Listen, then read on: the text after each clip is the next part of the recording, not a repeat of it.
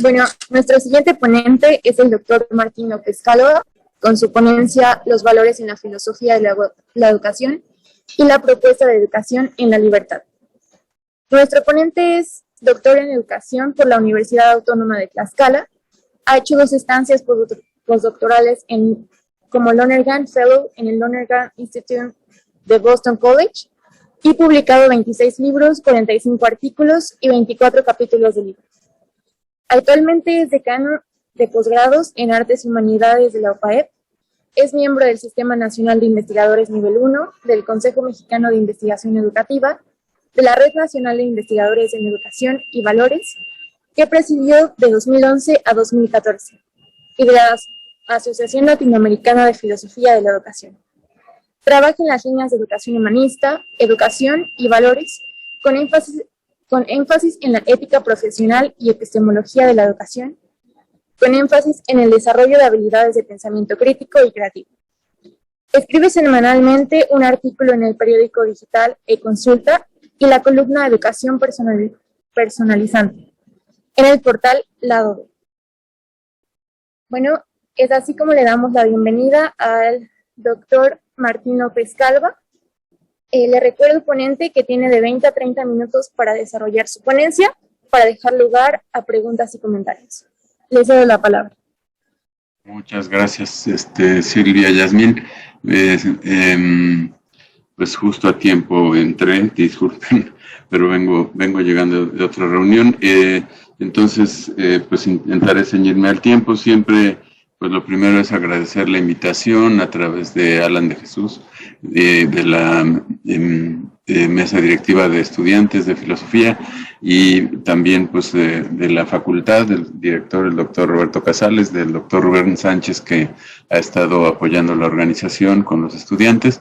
Pues agradecerles mucho su invitación. Siempre es intimidante para mí estar con filósofos, porque yo no soy filósofo de origen. Fui cayendo en la filosofía de la educación o en la teoría de la educación pues por azares del destino. La vida me fue llevando hacia allá y pues no me puedo considerar un filósofo propiamente, pero algo les voy a compartir sobre pues esta visión de los valores en la filosofía de la educación, y sobre todo me interesa pues dedicarle tiempo a la parte de una propuesta que yo he venido desarrollando en lo personal a partir de la propuesta filosófica de un filósofo jesuita canadiense del siglo XX, Bernard Lonergan, sobre todo, y también con algunos elementos del pensamiento complejo de Edgar Morin.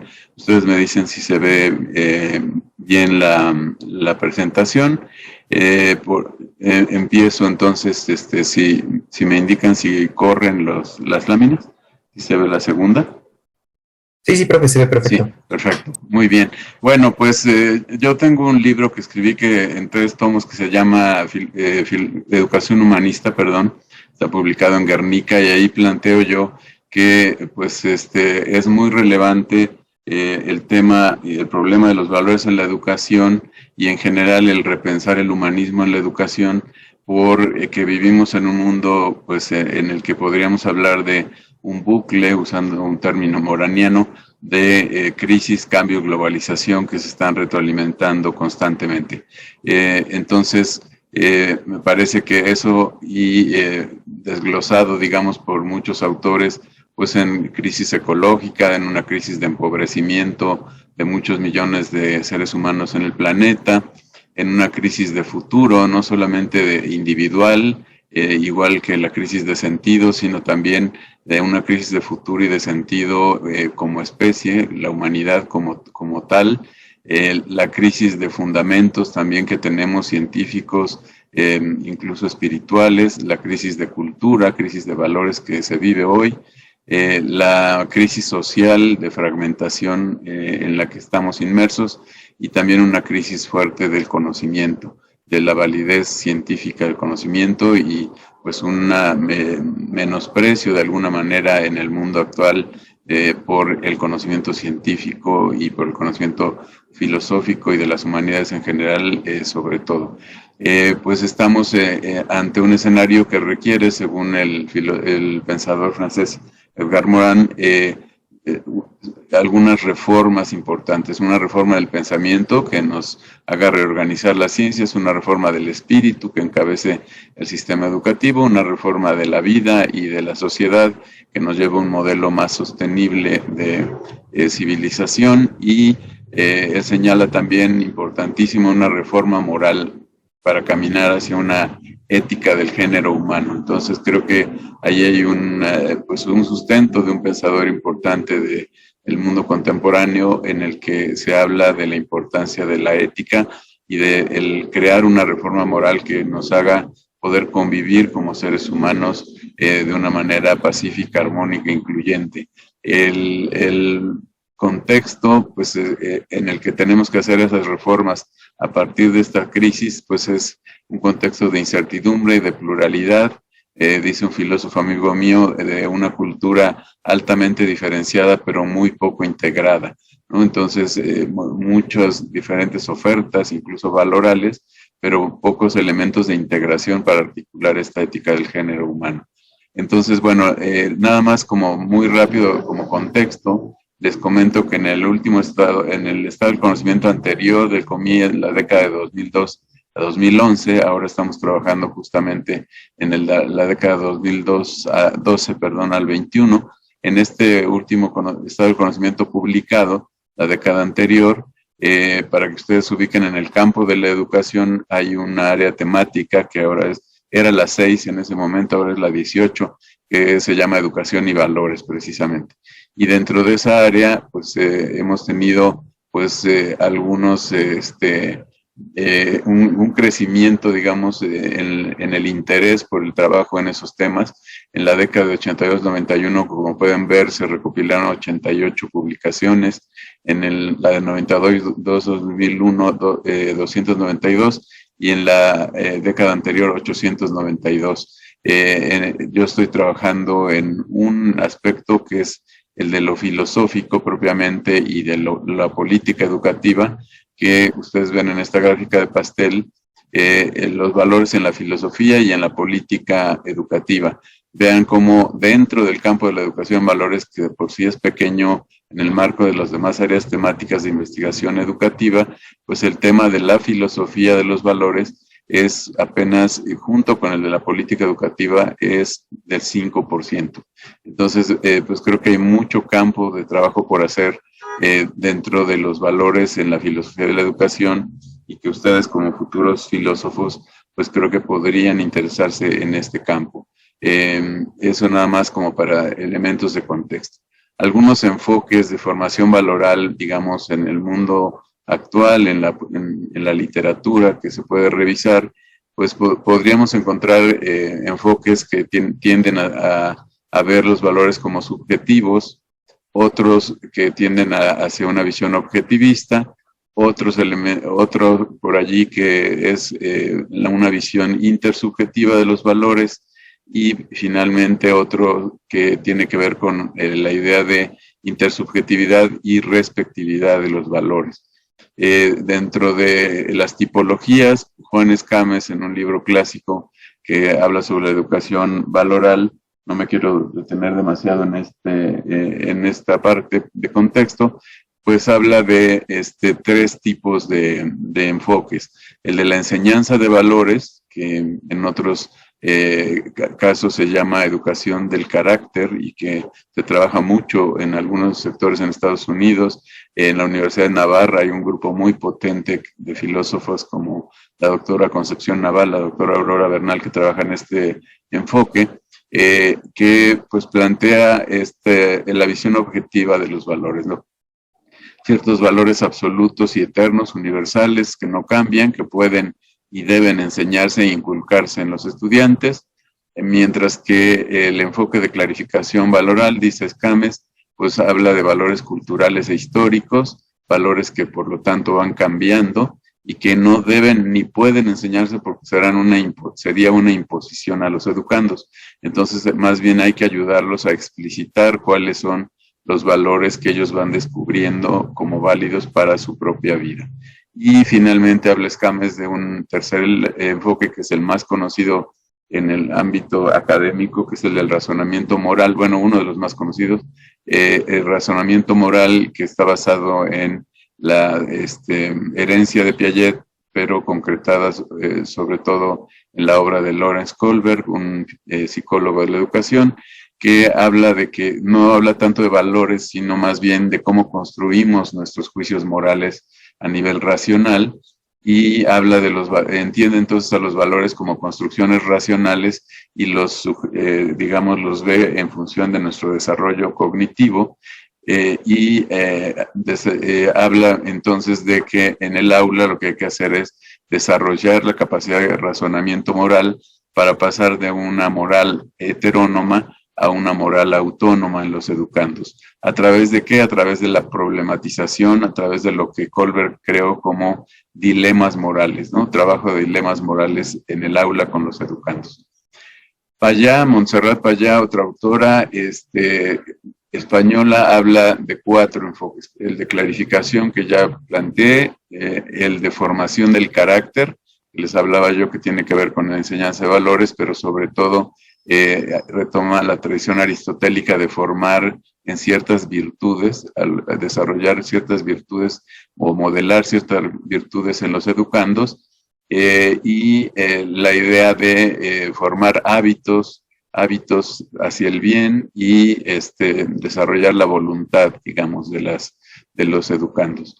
Otro enfoque diferente es el de proyecto de vida, dice Payá, que está basado en la filosofía de Aranguren, en la ética de Aranguren y en la filosofía de Javier Zubiri, que hace una diferencia fundamental entre moral como contenido y moral como estructura. La voy a retomar ahorita en lo que sigue. Y la idea es, pues, formar para desarrollar un proyecto personal de vida que valga la pena en los educandos. Finalmente, Payá dice que hay otro enfoque, y este es muy fuertemente trabajado en Barcelona, en un grupo de filósofos catalanes de la educación, como Puig, Martínez, Bucharrais.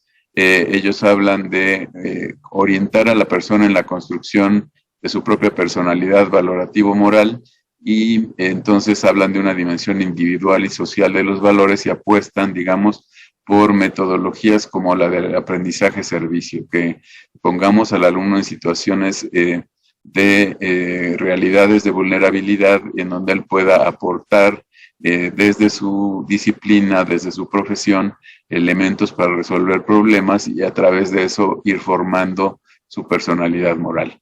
Estos son, digamos, los enfoques dominantes. Bueno, yo he trabajado a partir de estos 2 autores que están aquí, sus fotografías. Edgar Morin, un filósofo, bueno, más bien pensador, él mismo no se deja etiquetar, muchos lo ven como sociólogo más que filósofo, pero también tiene mucho de filósofo, ha estudiado biología, ha estudiado informática, muchos antropología, etcétera, ¿no? Morin es un pensador francés de origen judío sefardí, y tiene una obra, pues, fundamental que es El Método, en 6 volúmenes, que el 6º de ellos está dedicado precisamente a la ética, y pues él critica que en la modernidad se sustentó el conocimiento en la separación entre el juicio de hecho y el juicio de valor, o sea, por un lado el conocimiento, por otro lado la ética, digamos una especie de neutralidad axiológica de la ciencia, del conocimiento. Él hace una crítica muy fuerte de esto y dice que tenemos que reintroducir lo subjetivo al conocimiento, porque descartar la subjetividad es el colmo de la subjetividad. Por otro lado, Bernard Lonergan, que es un pensador jesuita canadiense del siglo XX, murió en 1984, él habla de que él tiene, pues digamos, básicamente un trabajo en una teoría del conocimiento y en un método para la teología, pero dentro de su libro Insight, él tiene algunos, y también en método en teología y en algunas otras publicaciones, como una serie de conferencias sobre educación que dio en Cincinnati en el 56, tiene algunos elementos para de ahí derivar una postura o una teoría ética. Y él plantea que el bien es humano en la medida en que se realiza a través de la captación, o sea, de la intelección, la comprensión y la elección o la decisión humana.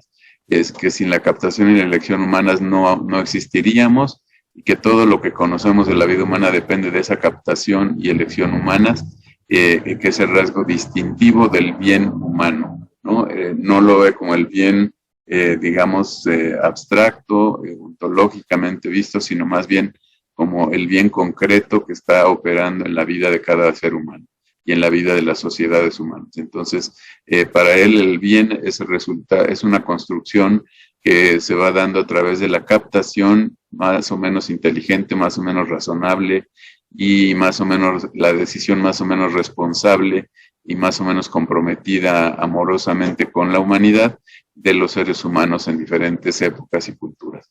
Bueno, a partir de ahí yo he construido esta propuesta de educación de la libertad que les quisiera presentar. Parte de algunas ideas como la noción, la visión del valor como una noción trascendental que desarrolla Bernard Lonergan, la relación entre la visión de los valores como respectivos, como la relación entre los seres humanos y los diferentes aspectos del mundo en el que vivimos, la relación del ser humano con los otros seres humanos, una visión intersubjetiva de los valores, y la relación también entre comunidades humanas y otras comunidades humanas. La relación planetaria también entre lo que Moran llama individuo, sociedad, especie, que es lo que nos caracteriza a los seres humanos, ¿no? Entonces, aquí hago la aclaración, pues el parto precisamente en esta visión de la educación de la libertad, de esta distinción de Zubir y Aranguren de moral como contenido, moral como estructura, y me decanto, digamos, desde la educación, desde la propuesta de Lonergan para construir esto que llamo educación, no educación para ni en la libertad, sino más bien educación de la libertad misma. Me decanto por el lado de la moral como estructura, porque estamos en una época en la que existen tantos contenidos morales diversos e incluso contradictorios, que es muy difícil optar y justificar por qué elegimos unos valores y no otros para enseñarlos a los alumnos, unas virtudes y no otras para enseñarlas. Más bien lo que hay que hacer según la propuesta de educación de la libertad que he trabajado un poco es pues la idea de que el alumno se asuma como un ser estructuralmente moral, como alguien que tiene que valorar y tomar decisiones, y que es inevitable que sea cada uno de nosotros un sujeto moral, que no podemos ser amorales, es decir, estar al margen de la moral.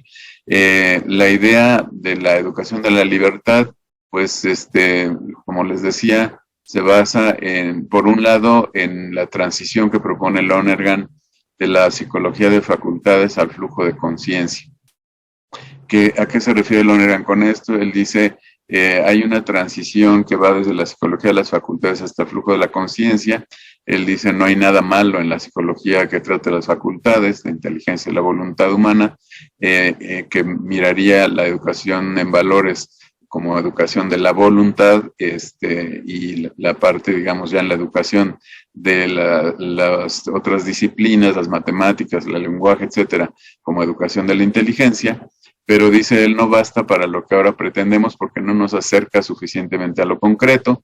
La idea es que para estudiar el desarrollo moral, dice él, necesitamos estar en lo concreto, porque las abstracciones no se mueven, ni se desarrollan, ni cambian. Y el flujo de conciencia sí tiene una autonomía fundamental y sí es desarrollo fundamentalmente. Bueno, él parte de la idea de que los seres humanos somos una búsqueda que, como una gran pregunta que trata de llegar a una gran respuesta, que es pues el sentido de nuestra vida, qué hacemos aquí, quiénes somos, hacia dónde vamos, para qué vivimos. Y él habla de que en esa búsqueda pues tenemos una estructura dinámica de operaciones que es una unidad. No están separadas la inteligencia y la voluntad, sino que tenemos un nivel de operaciones empíricas, es decir, vemos, oímos, olemos, tocamos, saboreamos, etcétera. Segunda, somos seres inteligentes, potencialmente inteligentes, podemos hacer preguntas, imaginar, comprender, conceptualizar, formular ideas más o menos inteligentes. tenemos también un nivel reflexivo, racional, en el que nos preguntamos cosas para verificar si lo que entendimos es verdad o no es verdad, si tenemos elementos suficientes para afirmar algo como verdadero o más bien como falso o como probablemente verdadero.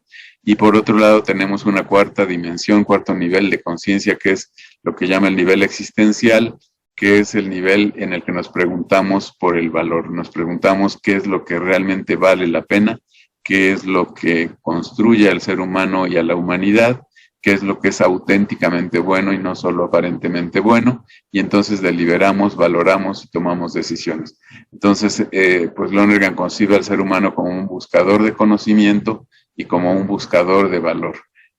Para eso, entonces, o más bien derivado de eso, me voy a saltar esta para cumplir con el tiempo. Estas también creo que pueden obviarse, son como dos vectores, si quieren luego los tocamos en las preguntas, dos vectores de este dinamismo de la conciencia, pero me parece importante por el tiempo la idea de que pensemos en que Lonergan plantea el valor como una noción trascendental. Dice él, valor es lo que tendemos a alcanzar en las preguntas para la deliberación que nos planteamos.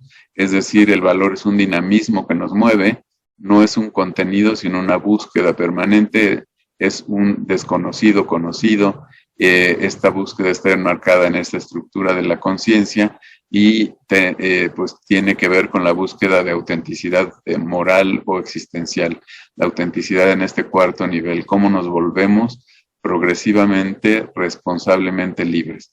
Entonces, esta noción de valor tiene pues todo que ver con la propuesta de educación de la libertad, porque pretende, más bien la educación de la libertad se entiende a partir del insight, es decir, del acto de intelección, como un acto fundamental de la conciencia humana, que está en el nivel intelectual, también en el racional y también en el nivel existencial.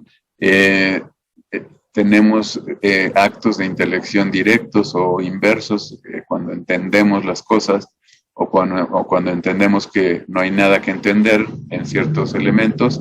Tenemos también insights, reflejos, cuando captamos la verdad de algo. Tenemos insights prácticos o deliberativos cuando aprendemos el valor de las cosas, entonces, o lo que vale realmente la pena. Entonces, la idea es que el insight llega como una liberación de la indagación, llega de manera súbita e inesperada, es un acto que nos sucede a los seres humanos cuando andamos buscando algo, de repente ocurre. Apelo a que ustedes hagan memoria, digamos, de su experiencia y de esos actos de intelección que de pronto nos llegan. Bueno, una de esas formas de acto de intelección es cuando dices, ya capté lo que vale la pena hacer, ya capté lo que es bueno para mí y para los demás, y a partir de ahí tomo una decisión. Ocurre en función de condiciones internas al sujeto y no de circunstancias externas, aunque también obviamente las circunstancias externas influyen. Sirve como puente entre lo concreto y lo abstracto, dice Lonergan, y pasa a formar parte del talante intelectual habitual de nuestra vida. Entonces, en esta estructura del proceso de valoración y de decisión existencial, pues el acto de intelección deliberativo práctica es esencial, pero tiene obviamente relación directa y va sublimando al acto de intelección directa cuando entendemos, al acto de intelección refleja cuando captamos la verdad y llegamos entonces al acto de intelección deliberativa práctica cuando aprendemos el valor, y eso, dice Lonergan, sucede en los sentimientos. El insight práctico es un acto de cognición afectiva, se da en nuestros sentimientos. Ahorita podemos aclarar también en qué tipo de sentimientos. Entonces, para mí... pues, ¿sí? Sí, podría hacer sus impresiones finales porque ya se nos acabó un poco el tiempo. Pues según yo llevo 22 minutos. Pero bueno, Entonces, me brinco entonces a la propuesta. La idea entonces sería cómo desarrollar la conciencia en el ser humano de que es un tomador de decisiones y que explore su capacidad de valoración, y que entonces eduquemos la libertad de los niños, adolescentes, jóvenes, para que vayan pasando de la decisión espontánea, empírica, a una decisión inteligente, razonable y responsable a partir de la aprehensión de valor o la captación de valor. Pues esto es algo que se desarrolla, como dice aquí, no nacimos sabiendo lo que es correcto o bueno, nacemos con la capacidad de resolverlo por nosotros mismos, lo vamos descubriendo, y la idea sería cómo vamos desarrollando nuestra libertad efectiva, es decir, nuestra capacidad real de autodeterminación. Bueno, pues ya lo de la estructura compleja e invariante del bien humano lo dejo para otro lado, para otra ocasión, y pues en este sentido el bien humano es una historia que estamos construyendo entre todos los seres humanos cada vez que estamos buscando valor, entendiendo las cosas prácticamente y tomando buenas decisiones de manera atenta, inteligente, razonable y responsable. Y en este sentido, pues los afectos, los sentimientos tienen mucho que ver, como ya lo dije.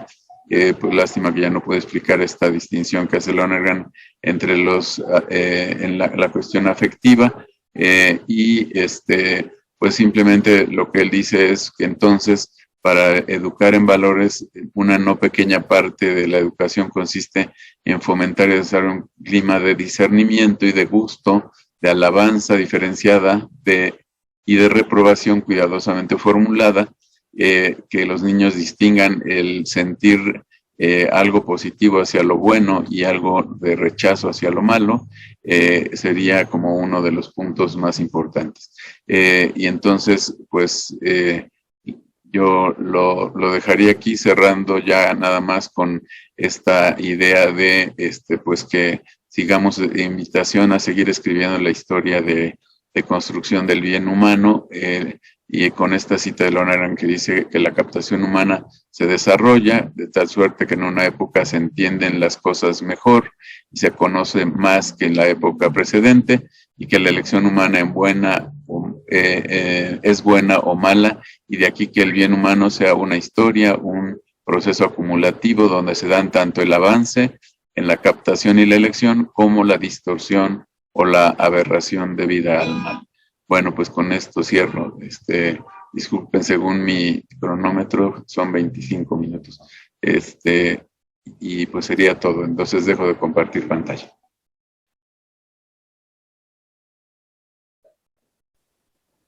Muchísimas gracias, doctor. Y bueno, tenemos unos minutos para si alguien tiene alguna pregunta, por favor, le pido que levante la mano.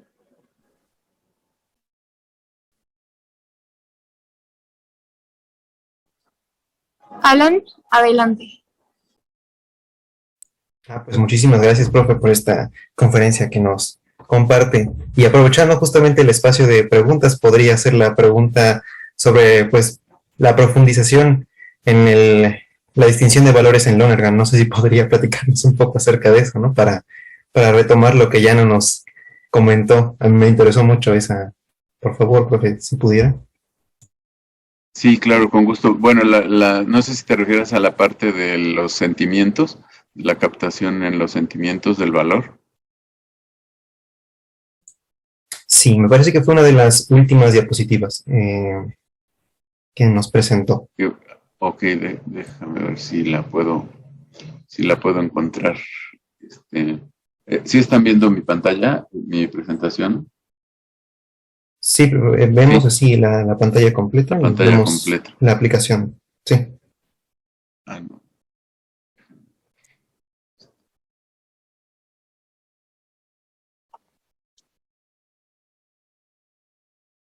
Ya seleccioné esta. En el chat se están sumando también cosas, Martín. Ok. Perdón, nada más, me había yo brincado ya a la lámina concreta, pero no. A ver, déjenme ver.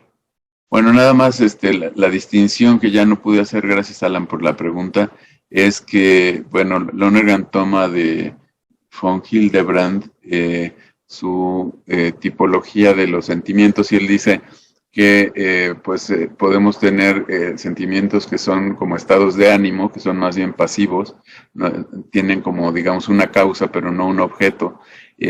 Por otro lado, podemos tener sentimientos de agrado o desagrado, pero él dice, pues también, por un lado, tomar decisiones respecto a nuestros estados de ánimo, pues es muy inseguro, ¿no? Porque realmente no vas a hacerlo captando el valor, sino más bien vas a actuar de acuerdo al momento en cómo te estás sintiendo, ¿no? Segundo, los sentimientos de agrado o desagrado, pues que también no son una fuente segura para tomar decisiones morales porque pues obviamente, dice Lonergan, hay cosas buenas que son agradables, pero también hay cosas buenas que no son tan agradables y que de todos modos por ser buenas hay que elegirlas, ¿no? Entonces, él habla desde von Hildebrand de este tercer tipo de sentimientos que son las respuestas intencionales al valor.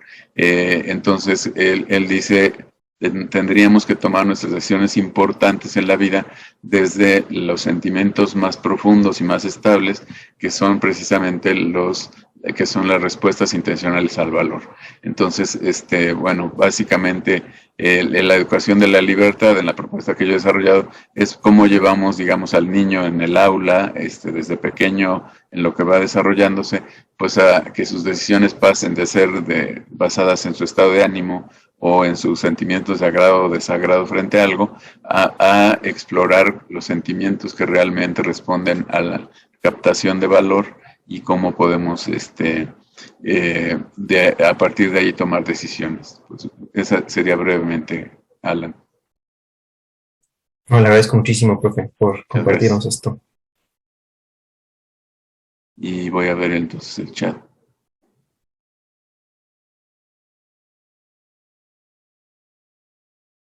Bueno, doctor Livia nos decía de la parte que omití por el tiempo. Bueno, quizá otra parte que omití por el tiempo fue la parte de la estructura invariante del bien humano, según Lonergan. Lo que plantea él es que pues el bien humano es complejo, que no podemos, y eso creo que también tiene muchas consecuencias en la educación, en valores, porque muchas veces se educa solamente para lo que en este esquema Lonergan llama los bienes particulares, ¿no? Los bienes particulares son todos aquellos elementos que satisfacen necesidades humanas, pues desde las necesidades materiales hasta las necesidades espirituales, pasando por necesidades emocionales, afectivas, etcétera. Pero también, dice Lonergan, digamos, en ese nivel particular podemos elegir auténticos bienes o más bien cosas que parecen bienes pero no lo son, ¿no? Pero también hay un segundo nivel que es el nivel estructural, que el que Lonergan dice están como en tensión el bien de orden contra el mal estructural, es decir, cómo una sociedad se organiza de manera que todas sus actividades, normatividad, instituciones, etcétera, leyes, gobierno, empresa, etcétera, van garantizando o no que los bienes particulares vayan fluyendo para todos los miembros de la sociedad y realmente contribuyan al bien común y no solamente al bien de algunos pequeños sectores, ¿no? Y el tercer nivel, pues es lo que llama el valor terminal, en contraposición a la distorsión de la cultura, que él dice el valor terminal es la capacidad que tendríamos de cuestionar críticamente el bien de orden o mal estructural, el bien particular o el mal particular, para realmente ver lo que verdaderamente es bueno y no solo en apariencia, o no solo lo que la cultura dominante nos está diciendo que es bueno, sino lo que realmente es bueno para el ser humano. Y muchas veces esta distorsión de la cultura nos hace más bien ver como bueno lo que no es tan bueno. Siempre pongo como ejemplo, perdón que me extienda un poco, que cuando fui una vez a la zona del Triángulo Rojo a dar una plática para profesores, un supervisor me enseñó una estampita del Santo Niño del Huachicol y tenía pues al Niño Jesús con su garrafa de gasolina Y es un ejemplo de la distorsión de la cultura, cómo el mal se va apropiando incluso de la dimensión simbólica y nos hace ver como bueno lo que no es bueno, ¿no? Nos hace ir distorsionando nuestras formas de valorar individuales y colectivas. Entonces, pues eso, Livia, es una de las partes que ya no me dio tiempo y te agradezco que me hayas hecho esa pregunta, ¿no? Muchas gracias, muy interesante. Gracias, profesor. Y bueno, el profesor Paniel tiene una pregunta, así que adelante. Cierto. Hola, Paniel. Hola, profe Martí. Ahí como bajo la manita, santo niño del Huachicol. Aquí está. Ay, no, la volví a subir. Bueno, no importa. Nada más quería preguntar, me encantó la presentación, Mati. Creo que cada vez que escucho este tema veo que lo estás profundizando más y más. Y yo solo quería preguntarte cómo la captación del valor se va entrelazando o imbricando con los preceptos trascendentales. Claro, creo que eso es muy importante, tú que también le sabes a Lonergan, pues la idea de que para que haya mayores probabilidades, diría Lonergan, probabilidad emergente de que aprendamos el valor realmente, tendríamos que, digamos, seguir lo que él llama preceptos trascendentales, que son como las condiciones de autenticidad que nos pide cada nivel de operaciones, es decir, poner atención a nuestras experiencias y a todos los datos que tenemos a la mano, tratar de ser inteligentes para procesarlos, para generar buenas ideas e interpretaciones, tratar de ser lo más críticos posibles para poder cuestionar incluso esas ideas por más brillantes que sean y tratar de buscar lo verdadero, que a veces no es tan bonito como nuestras ideas y nuestras teorías, buscar lo que realmente es así y luego tratar de ser responsablemente libres cuando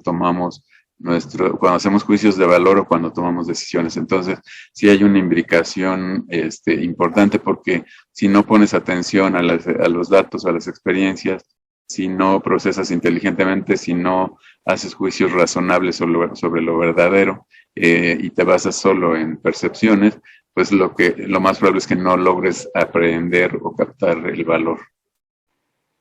Gracias, Mati. Gracias. Gracias a ti. Saludos.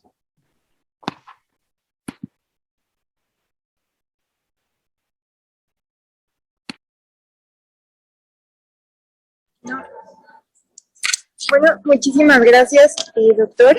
Y bueno, si ya no hay más preguntas, damos paso a entregarle, en nombre de la Facultad de Filosofía UPAEP, por medio de su mesa directiva, le otorga la presente constancia por la ponencia Los valores en la filosofía de la educación y la propuesta de educación en la libertad.